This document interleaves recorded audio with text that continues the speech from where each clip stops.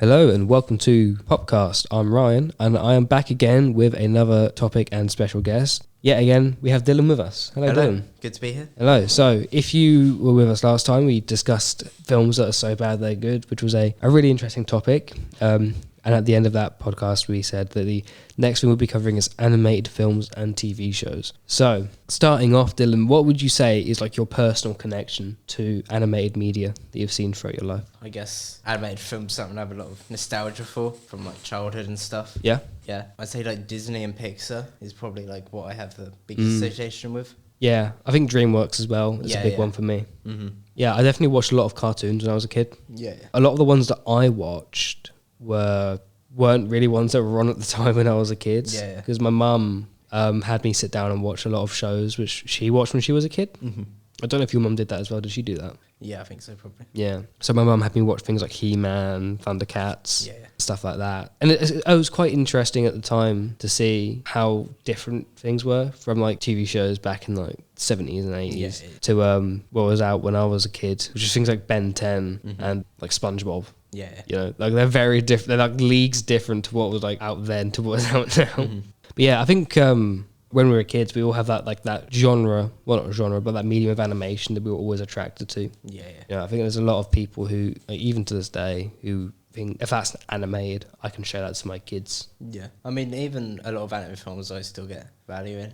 Yeah, so do I. Like if I watch stuff which I used to watch as a kid, a lot of the type is not like, oh, I just enjoy this as a kid, I don't like it now. A lot of time I still do enjoy like I think Disney things like Pixar especially are really good because I'll go back and I will rewatch things like Monsters Inc., Toy Story, The Incredibles. I'll do that at least once. Yeah, they're fantastic films. Yeah. I usually watch those once every year or a couple of years, you know, because they're just really, really good movies. They're fantastic. And sometimes they have quite, I guess, like heavy themes and stuff. And I think animation back then was a medium that was very catered to making family experiences. I think like now you've got studios which mainly focus on making things which are almost solely for children. Yeah. You know, like Illumination. You know, they do their Minions movies, which whilst there may be like the odd adult joke in there, you're not going to go to the Minions movie expecting like to walk out with like a tear in your eye. Yeah. Or like a message and a lesson taught. But with a Pixar film, when you go into that, you can sort of expect that sort of thing. Like with Toy Story, there's like, you know, deeper messages within those films and stuff. Yeah, especially things like Monsters Inc. and Finding Nemo. I love those films. Brilliant films. Yeah, I think everyone's got that sort of like that deep-rooted connection to animated media throughout their childhood. You know, I still watch a lot of animated films and TV. Yeah. You know, I recently watched, I mean, they're not really targeted towards kids, but I watched through this entire line of DC animated films. Yeah. Which was really enjoyable. Some of the best comic book films that I've seen, I'll be honest with you. And I guess with like animated, like superhero films, it's easier to like do stuff you couldn't necessarily do in live action. Yeah, definitely. There was definitely like a sort of sense of scale, which is I think is like quite often missed in like a live action superhero film. You know, because they could be more ambitious. Yeah, you can be a lot more ambitious because there are certain things you could do in a live action superhero show which you can't do in animated. But like vice versa. And vice versa. But for the most part, when you're animated, you can do a whole lot more and have it be entertaining. But moving on from that, what are some of your favourite animated films that you have seen throughout your life? Yeah, I guess I'd start with like a lot of Pixar stuff. Yeah. I've also some older Disney stuff, but mainly like Pixar. I think the Toy Story films, at least the first three. Yeah. I haven't seen the fourth one yet. Have you seen it yet? Yeah, it's okay. It's just kind of it's not needed. Yeah. It's unnecessary. Yeah, I mean, I've heard a lot about that because I think having seen the first three Toy Story films, I think they end it perfectly on that third one. It sort of ends on that bittersweet note. Yeah, like those are some of my favourite films, period. Toy Story. Oh, I have to agree. I think my favourite Pixar film is probably The Incredibles. The Incredibles is good. I love that movie. Absolutely spectacular film. It's got Samuel Jackson in it as well. Yeah. Plays Frozone. The "Where is my super suit" line. Yeah. It's something that gets quoted quite a lot, you know. I think that's another thing. A lot of films made by studios like Pixar and Disney, they do have a lot of those moments that stick with you, which like either funny or like moving or something like that, which people do quote quite a lot. I think especially films like The Incredibles and Toy Story. Yeah, you know, like "You are a toy" is a quote that I should hear quite a lot. Yeah, I think another film which I watched a lot when I was growing up was Shrek. Yeah, Shrek. And Shrek 2. Yeah, Shrek 2 is like the godfather. Yeah. Of animated films. So, like, or Godfather 2. Right? In your opinion, which one do you think is better, Shrek or Shrek 2? Probably Shrek 2. I have to agree.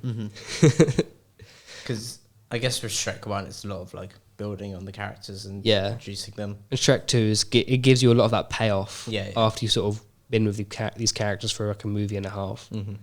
Because you don't have to take time to introduce the characters. You can just... Yeah, definitely. I really liked in Shrek 2 the villain, the fairy godmother. The fairy godmother, yeah. Yeah, she's brilliant. And her rendition of I Need a Hero at the end of the film, which has set up a precedent for films now, where I Need a Hero is played in almost every single like animated movie with like a big action scene at the end.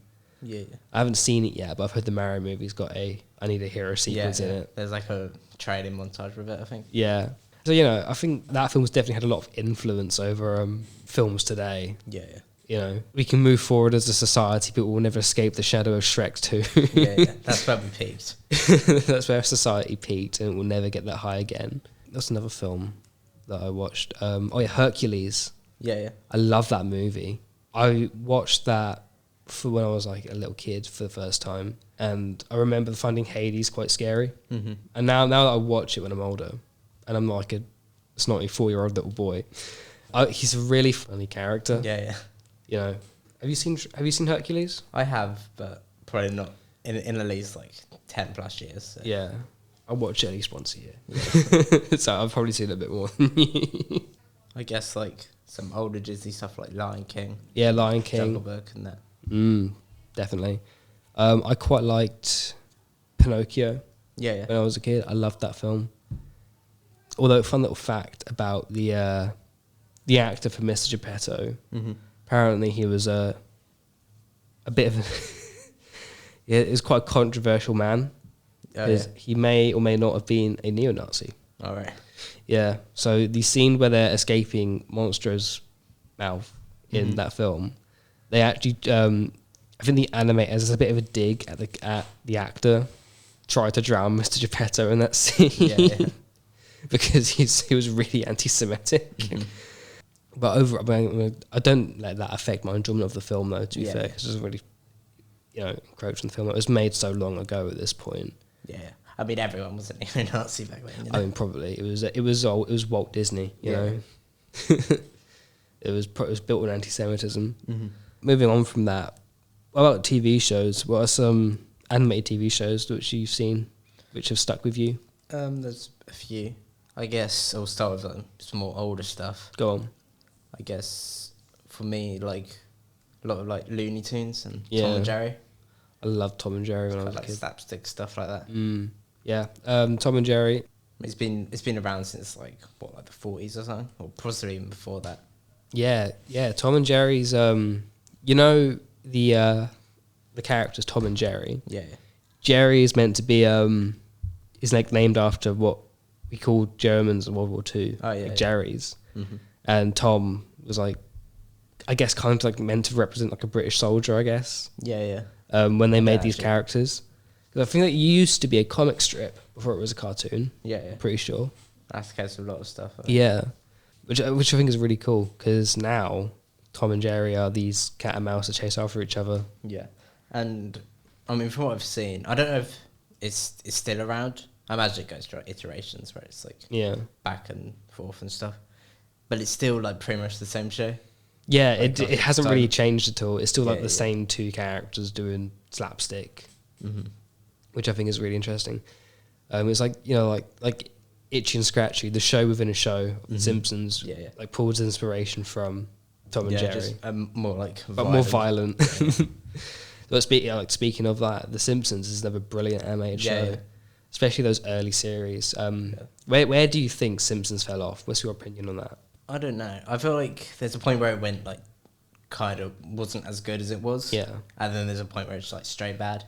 I think for me, like seasons 1 to 11 are like peak Simpsons. Yeah. And then 12 to 20. Yeah, I was going to say the same. Is like decent. Like the first like 10 are like superb.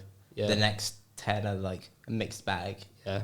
And then the rest is like kind of bad. The rest are just like, there's like the occasional funny moment, like good episode, but like they're so few and far between at the moment. Yeah, I heard the like the Treehouse of Horror from like it was either last year or a couple of years ago. They did like a Death Note parody that was quite good apparently. Yeah, but I feel maybe Treehouse of Horror is where Simpsons is still a lot of the time. Yeah, because with Treehouse of Horror they get to do whatever they want. Yeah, and people expect them to do whatever they want. I think a lot of people's issue is like a lot of the mainline episodes now feel a bit like Treehouse of Horror skits, which like shouldn't be the case. It's on like season like 33 now, so. Yeah, I don't know. They keep renewing it for new seasons. I think they either should reevaluate the show, give it a break, and come back to it because they're never going to stop making it. Yeah. You know, I think that's just a fact of life. You know, the universe was born, the Earth rolls around the sun. Yeah, there will be a new season of The Simpsons. Yeah, it's just as long as Earth spins. As long as the Earth turns and there are people alive to make it, there will be a new episode of The Simpsons coming out. Yeah. I think what they should do is maybe leave the show for a bit, give it like a year or two hiatus. During that time, maybe work on like a Simpsons movie too. You know, I'd love that. That way, it'd be like a big return for the show when it comes back. Have a new team of writers on it, have fresh ideas, and just stop writing it like Family Guy. Because that's sort of what they're doing now. It's really interesting to see how The Simpsons went from Family Guy copying them to them copying Family Guy. Yeah. Because it has sort of come round like that, which is really interesting to see. I know, like, I don't know if you've heard or watched any of the recent episodes. I haven't really watched them, but I've seen clips. You can tell, like, because obviously the actors have been doing it for like 40 years. Oh my God, the voice for Marge. Yeah, that's what I was going to say. I feel so bad for her. Marge's voice. Imagine having to do that voice every year. Yeah, like Marge kind of sounds like Patty and Selma now. I mean, I guess that kind of fits, but at the same time, give the woman a break. Yeah. Hire a new actress. It's pretty much been the same voice actors for the main people. Yeah, I feel bad for them. So she's got to be like at least like 60. Yeah. I mean, that's got to be grating on your voice, Marge Simpson, surely. Yeah, like if I do a Marge Simpson voice for more than like 30 seconds. If I do like a Marge Simpson voice like a second, I have to take a drink of water afterwards, you know. So imagine doing that for like a whole like series of episodes of scripts you've got to read out. Blimey. And there's like what 20 plus episodes of Simpsons in like a season. Yeah, I know they're on like 800 episodes. Yeah. How is she not dead? Yeah. Oh, another show that I love, which I've started watching again recently, is Batman, the animated series. Yeah. With Kevin Conroy and Mark Hamill as the Joker. I think that show set the precedent of like what good storytelling and animation should be for like kids TV, because that came out 90s, I think, during the Schumacher Batman time period. I think just after Batman and Robin came out is when they started airing the show. It pulls a lot of inspiration from those Tim Burton films, and it's got really, really good writing. Yeah, and it holds up super well. It kind of showed that kids film, or I guess kids shows could have more like, you know. Yeah, have like more mature themes to them without, you know, being too mature for kids, I guess. Yeah. Because like, you know, I go and watch it as an adult, and I can say this is just a really good piece of Batman media. Yeah. Like if you like Batman, you'll like this show. I think that show sort of set a turning point for when kids' TV stopped just being for kids. Yeah. You know, because like there are shows like Batman, Adventure Time, Gravity Falls. Yeah, regular shows. Regular show, which are all like targeted towards children, but like anyone of any age can sit there and watch them and have a lot of fun with them. Yeah. You know, and treat like any other show. Which I think is kind of a shame because we'll get more into this later on in the show, but there is like sort of this stigma about animation, especially children's animation, where like if people see you watching and they go, "Well, you're watching a kids show." Yeah. It's like I'm not watching it because it's a kids show. I'm watching it because it's a good show. So I think that is a really good example of storytelling, like good storytelling for kids, whereas some certain shows aren't. Yeah. Uncle Grandpa is one that I can think of. It came out recently. Like the Ben 10 reboot. That was awful. But yeah, any other shows that you can think of? Yeah, there's a few. I guess on kind of like two opposite sides of the spectrum. I'll say SpongeBob firstly. SpongeBob I actually do still enjoy quite a lot. Yeah, SpongeBob's a lot of fun. Not because it's like good storytelling for kids and adults just because it's a stupid show. It's clever and legitimately quite funny. Yeah, it's really well written in terms of its humour. I see a lot of clips for it on YouTube as well. Yeah. And I recommend it. I always will sit there and watch them because they're always really funny. Yeah. And the thing with SpongeBob, it's like joke after joke. So say like there's like 5 like jokes in a row. Yeah. If one doesn't land, it doesn't really matter because you're not really fixated on it. You'll just like, they've just moved on to the other joke and you'll just laugh at that. Yeah. And you'll forget about the joke that didn't really land. Another thing with SpongeBob, there's got a lot of really good musical numbers as well. Yeah. Like Gary Come Home. What's that one from that one episode where Squidward has his band class? Sweet Victory. Yeah. That's the one. Yeah. And they've just got like the real people. That's one of my favourite gags on that show. That is one of my favourites, yeah. When they go above the service, everything's just like live action. Yeah. Well, like, my favourite is, I think it's in the original SpongeBob movie, where like, how are we going to get back to Bikini Bottom now? And this guy comes up behind him and says, I'm David Hasselhoff. Yeah.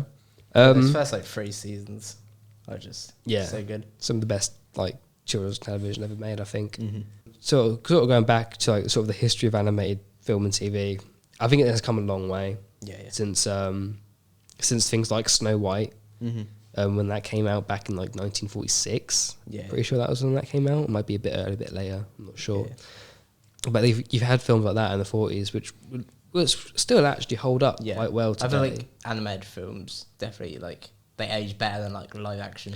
Definitely, because I think certain live action films, especially things with CG in them, yeah, age poorly because, you know, technology advances and gets better. So animation is more timeless. Yeah, so like something that looked really good in CG then probably won't look very good like 10 years from now. I do think now we've gotten to a point of CG where it's like it's not going to get a lot better. I think we are getting quite close to that point peak, that peak of it. But like there are certain things like from like the early 2000s and late 90s especially where things have they haven't aged particularly well. Because a lot of like the old animation has like charm to it. Yeah, definitely. And I think like one of my least favourite things that happens at the moment is like these live action remakes of animated films. Yeah. Especially Disney ones. Because take all the soul. Yeah, it takes all the soul out of it. And plus, these films are already timeless when you watch them. Yeah. They were made to be timeless pieces of media, and they are. Like Lion King, it's like the characters in the original are like so expressive. Yeah, so emotive, but in the remake it's just a lion. It's just a lion, a Pumbaa. Yeah. What is Pumbaa? He's a warthog. Yeah, you know, and they just got no characters and they look very flat. Yeah.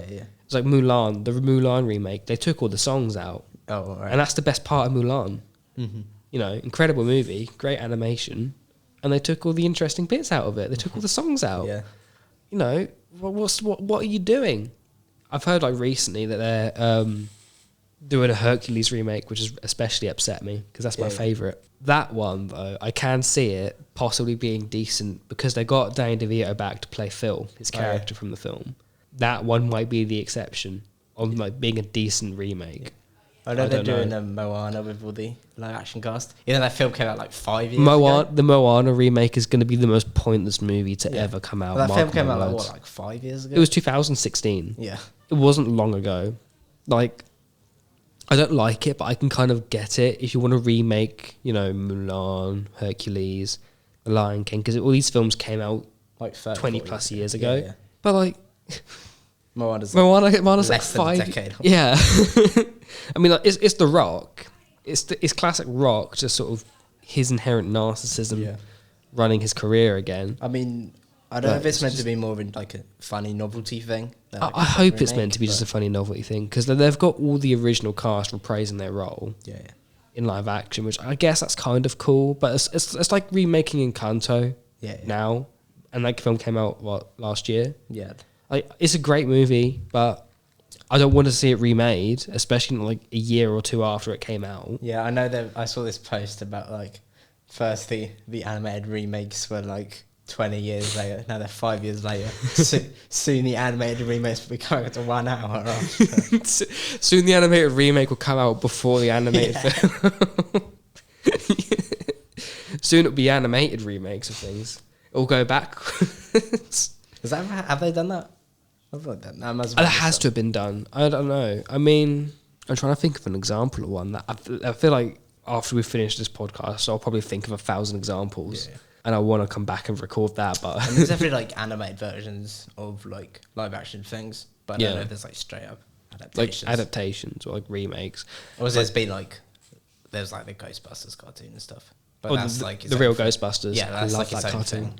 Yeah, no, that's definitely its own thing. Like it doesn't really. It's technically not even part of the film's universe. It's sort of its own thing. Yeah, so like I think animation's got this really interesting history, whereas like now it's a shame because people sort of don't respect it as much as it used to. I feel a lot of people see an animated film and go, "Well, that's had like next to no effort to go into it." And I feel like a team of animators has sat there painstakingly for like the past 5 years or so making this movie. Yeah, and you're sat there going, "Oh, I could do that."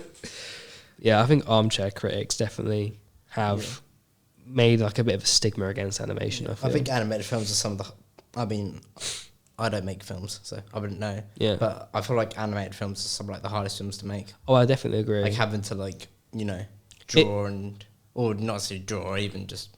It's all the work of directing a live action movie plus all the animation work that goes on top of it. Because you still got to direct a cast, write a script, cater for that cast, and have shooting days where they have to record their lines. And their voice needs to be what carries their performance. Yeah. Because usually if an actor hasn't got a great voice, usually they can help their performance with their facial expressions or how they portray their character. Whereas in an animated film, they haven't got that luxury. They have to put it all into their voice and hope that the animators can work with what they're given. Because usually 90% of the time when they make an animated film, either the audio is recorded before they even start animating, or they'll try their best to add lib over the animation after it's been animated with the script. So, it's a lot of hard work, and it's a shame that it's not really given as much respect as it sort of deserves, I feel. Sort of looking towards now, I think there's one key film which I think has influenced animation a lot, especially recently. Yeah. And I think that's Spiderman Into the Spider-Verse.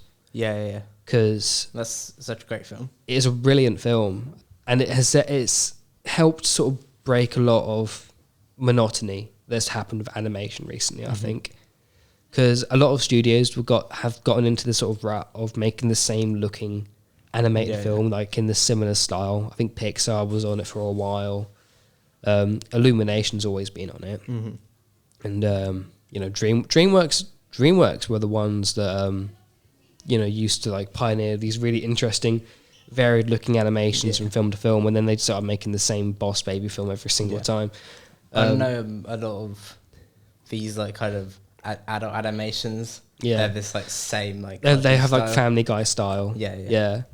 But what I think Into the Spider-Verse has done, it showed a new way of animating because and the animation is actually done at a different frame rate to what your typical animation is done at.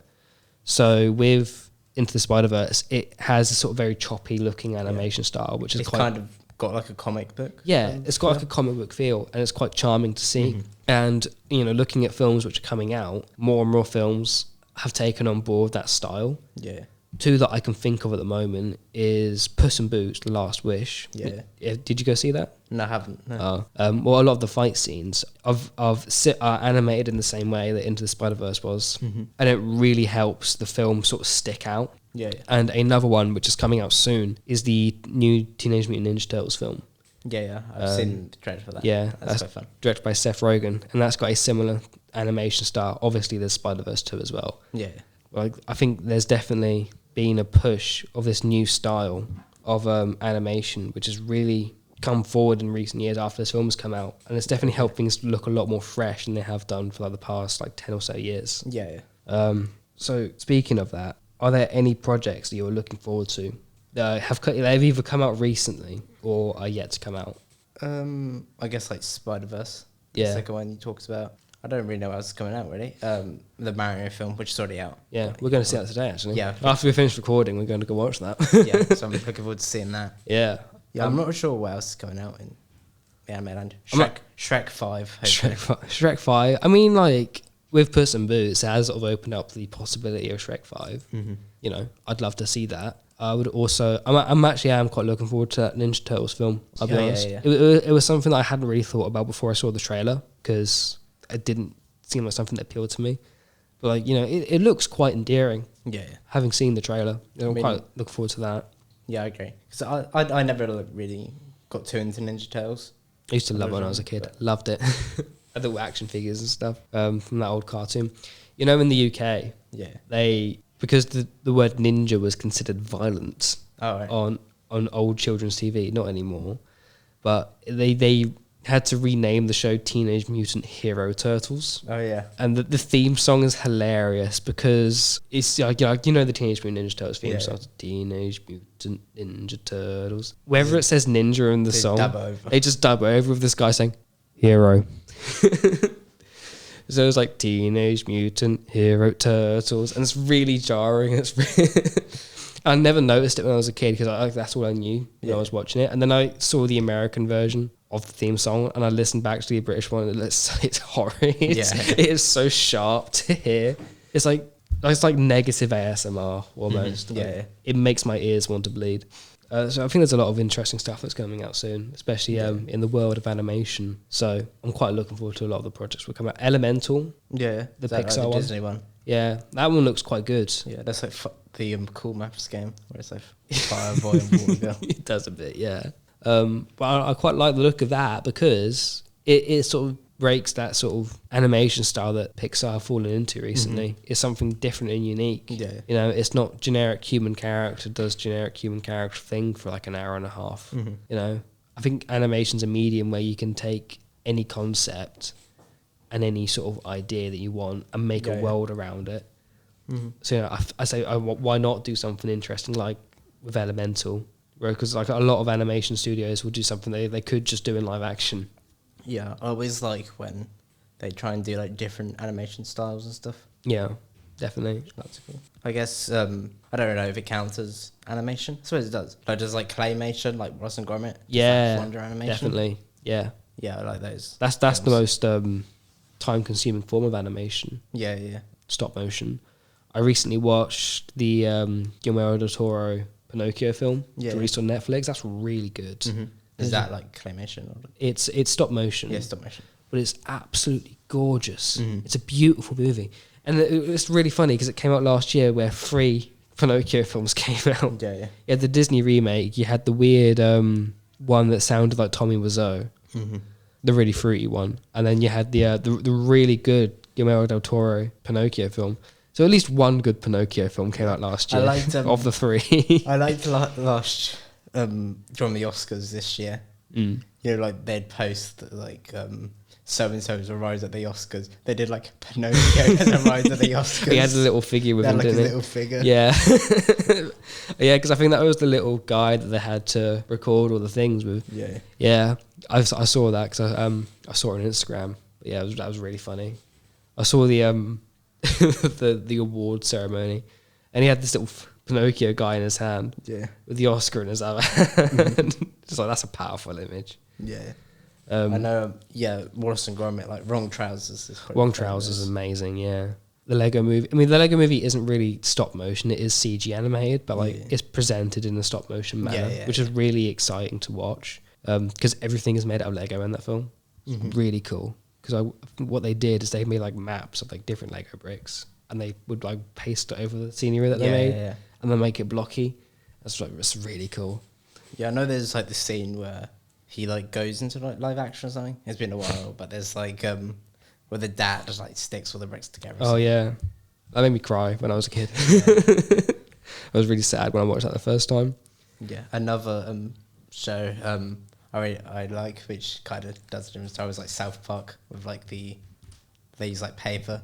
Yeah, South Park is a show that I wanted to start watching recently, and then they took it off Amazon Prime and put it on Paramount Plus, and I haven't got Paramount Plus. I'm watching it on like, you know, good old like free movies type thing. No, which I don't know if I should admit to, but you know. On this show, we do not advocate for the act of piracy. Don't do that. The views of our guests are not the views of my own. Yeah, watch a lot of the like old South Park ones. I really like. There's one where they get into World of Warcraft. Yeah. And they actually like record the scenes within Warcraft and that. Brilliant.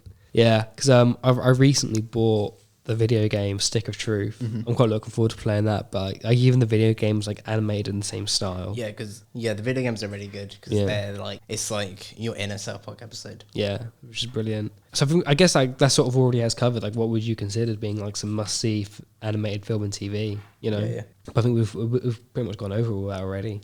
Yeah, I think so. Just like Pixar stuff. Yeah, anything Pixar, DreamWorks, give it a go, you know? Spider-Verse, definitely. Yeah.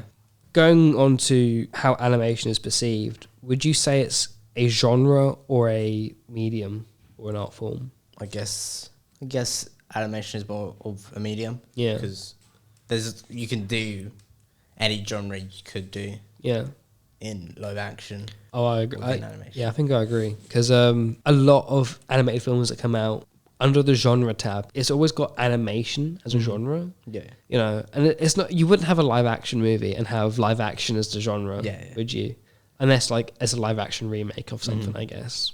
But like, yeah, animation, because it's like sort of considered a genre to a lot of people. Yeah. A lot of people have like this stigma against, like it's just made for people that like Family Guy or like little kids. Yeah, but like something like South Park and SpongeBob, but like obviously made for like two very different audiences. Yeah.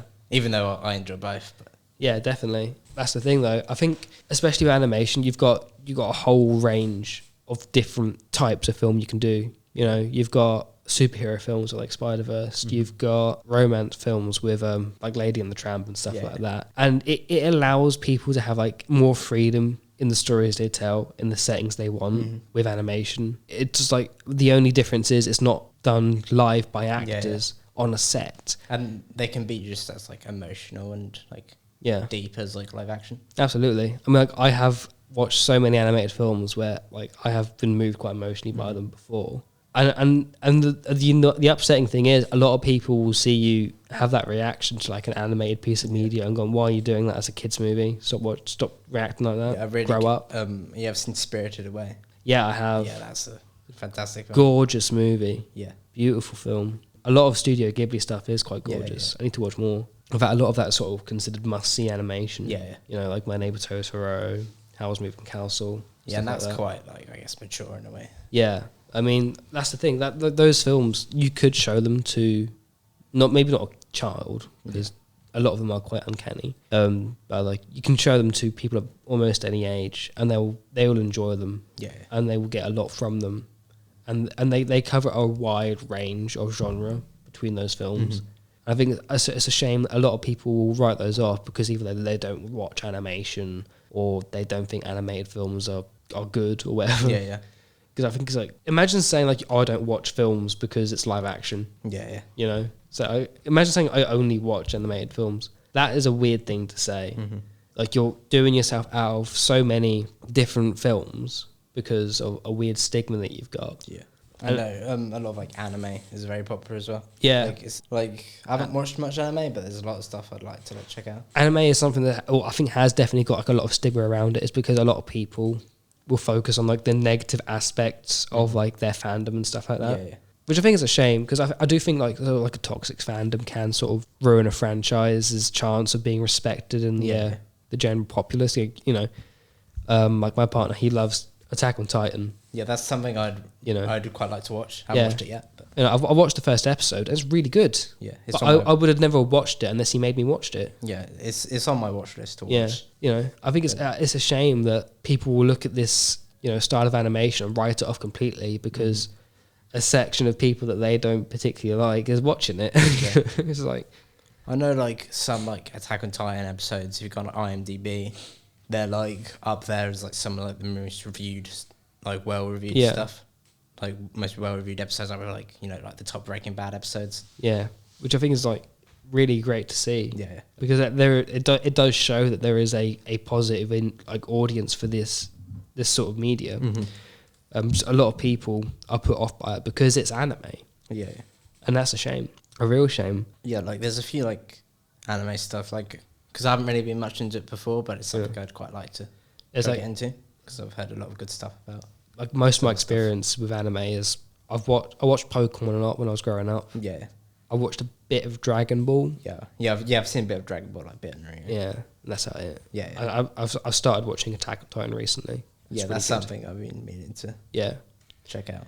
You know, so I think there is definitely a stigma against animation, big time, especially that particular area of animation. And the only thing that makes it different to stuff that's animated to, like in the West, is where it comes from. Yeah.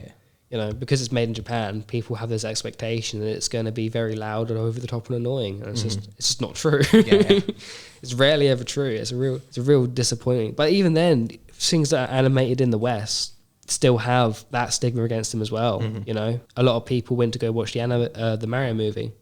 Yeah. And I remember when critics first started reviewing it, it got like a 50% on Rotten Tomatoes. Yeah. Before the general audience got to it, and a lot of their complaints were, it's a childish movie. Yeah. It's a lot of video game references, and I'm sort of sat there going, you do realise who this movie is for. Yeah, like I'm not expecting, it's like a 9-minute animated film. I'm not expecting to go in it thinking it's going to be like very deep or anything. A lot of people are complaining like it didn't have a very complex plot. It's a Mario movie. You know, I think there's a lot of issues with people sort of just not being able to sort of switch off and just enjoy something. Yeah. A lot of people want to be overcritical. A lot of people want to sit there and pick things apart, which it can be fun to do that. But, you know, I think it can tarnish your experience of it. It can tarnish your experience of it if it's your first time watching it, especially. Yeah. I know, not just animated films, but films in general. There'll be a lot of times where on Rotten Tomatoes, the critics will be like 40.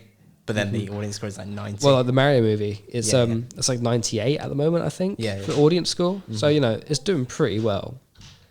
I tend to trust the audience score over the critic score. Really. I feel it's a case-by-case basis for me, personally. You know, there are instances where I don't trust the audience score, and I do trust the critic score. Like, I mean, Suicide Squad is a prime example. The audiences, that's about like 60, 70. Yeah. Or at least it was. I think it's gone down to about 50 now. Whereas like, the critic score is like 10%. Yeah. You know? And for me, that's where I sit. It's not a good movie. It's like a 10% for me. Yeah. But then there are cases like the Mario movie where I haven't seen it yet, but I'm more willing to believe the audience in this one because a lot of the critics' criticism is just the same thing over and over and over again. I know Rotten Tomatoes, like the rating system's slightly different.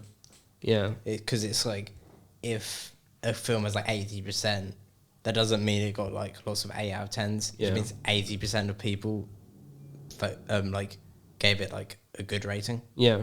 I mean, I think IMDb is done similar, but the issue of IMDb, it's very easy to bot. Yeah. You know, I've seen it a lot with, especially with things like Doctor Who and stuff like that, episodes of that. Yeah. In the past 3 seasons, episodes which were quite well received by the general public and general audience have still been review bombed. Yeah, they're just like lots of like reviews like high up, and then there's like also lots of reviews like low down. Yeah, and the ones that are low down are always the same lonely people, which are very bitter about. Anyway, not going to get into a tangent anyway. Yeah, because that's not what the show is about. Yeah, I know. Like you get what I mean. Yeah, because like Rotten Tomatoes, like if a film gets like 95%, that might just mean most people gave it like a 7 out of 10. So it's like, does it slightly differently? Yeah. IMDb. I think IMDb is I guess is kind of a better reflection of quality if it hasn't been review bombed. Yeah. Because it is more of an average. Because I think critic and audience scores are treated as the same. Yeah. You rate it out of 5 stars, and then on IMDb it's got a star rating. Yeah. You know, most good movies sort of average around 6.8 to 8 stars. A lot of those like films are the best. Yeah, you know. Yeah. Again, going on a bit of a tangent, but with like horror films, I was talking about this with a friend. Like the best horror films are never like the ones like 9 or 10. Yeah. They're always like the 6.5 rated films. Those are always the ones I like best. Yeah. They're usually the scariest as well. Yeah. Because they don't focus a lot on their story. They're just trying to scare you. Some like Korean like horror film you've never heard of, which has like a 6 rating. You're not talking about Parasite, are you? No, not Oscar-winning Parasite, Best Picture. No, like some like lesser known like Korean horror films. Yeah. They'll have like a 6.2, and it'll end up being like one of the best horror films you've ever seen. Yeah, I think that's what with the platform as well. That's not got a very good rating on IMDb. That's a really good horror film. Yeah. I don't know if you've seen that. Yeah. A lot of the time I'll go into these like films, take the piss out of them, and I end up just really loving it. Yeah. Yeah, the platform's got quite a good rating. It's got a 7 out of 10, so it's not bad. But anyway, I get your point though. I think the final thing I want to quickly discuss is: do you think animated films are more or less accepted by general audiences? I guess, unfortunately, as we've gone over, they're often less accepted. Yeah, it's unfortunate, but I do think I think that soon there is going to be a bit of a come around. Yeah, I do get that feeling. Slowly breaking down, more like adult animation stuff. Yeah, because I think a lot of adult animation is slowly improving. A show that came up quite recently, Smiling Friends, that was quite good. Yeah. I mean, it's improving, and I do think there will come a time soon where there won't be this major stigma against watching animated films. Yeah, there's the serious drama stuff. Yeah, of adult animation, and the other side there's the comedy stuff. Yeah, it's it seems like BoJack Horseman. I haven't seen it, but I've heard that it's a really good sort of drama comedy. Yeah. Yeah, like old Simpsons and South Park. Yeah, and I think all that needs to happen is that I think just people need to experiment a bit more with adult animation and children's animation. But I think the main thing is adult animation, which people need to experiment more, because it's always a comedy that people make.